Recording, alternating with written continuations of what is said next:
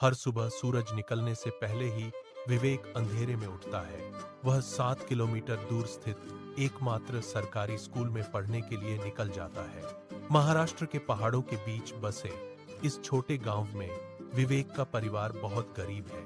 उसके पिता पड़ोस के जमींदार के खेतों में दिन भर मजदूरी करते हैं। उसकी मां गांव के अमीर घरों में काम करके थोड़े पैसे कमाती है। घर की हालत इतनी खराब है कि कई बार पूरे परिवार के लिए रात के खाने को सिर्फ सूखी रोटी ही मिल पाती है। बरसात के दिनों में रास्ता कीचड़ से भर जाता है। कई बार विवेक रास्ते में गिर जाता है।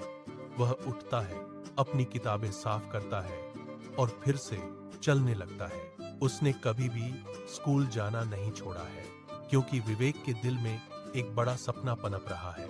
वह बड़ा होकर गरीब बच्चों के लिए मुफ्त स्कूल खोलना चाहता है। एक दिन स्कूल में वार्षिक विज्ञान प्रदर्शनी की घोषणा हुई। सभी बच्चों को कोई विज्ञान मॉडल बनाकर लाना था।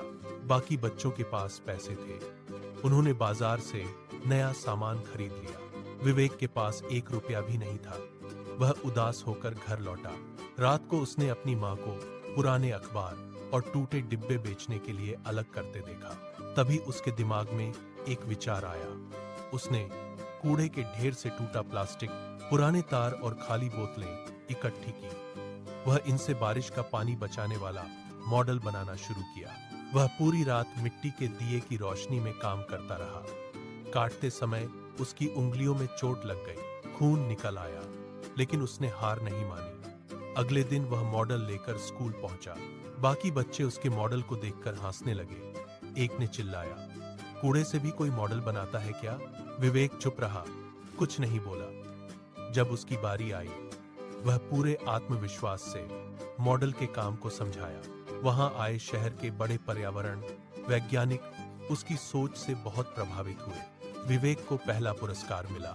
इनाम में उसे पूरी पढ़ाई की छात्रवृत्ति और नई किताबें मिली। समय बीतता गया। विवेक ने मेहनत जारी रखी। दिन पढ़ाई, शाम मजदूरी करके उसने पढ़ाई पूरी की।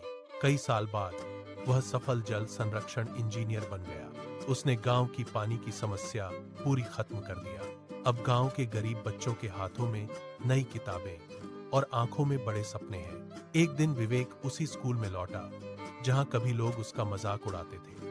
वह नए बच्चों से कहा, गरीबी इंसान की जेब को कमजोर बनाती है, लेकिन सपनों को नहीं। अगर मेहनत सच्ची हो, टूटी चीजें भी बड़ा भविष्य बना सकती हैं। उस दिन पूरे गांव को विवेक पर गर्व था।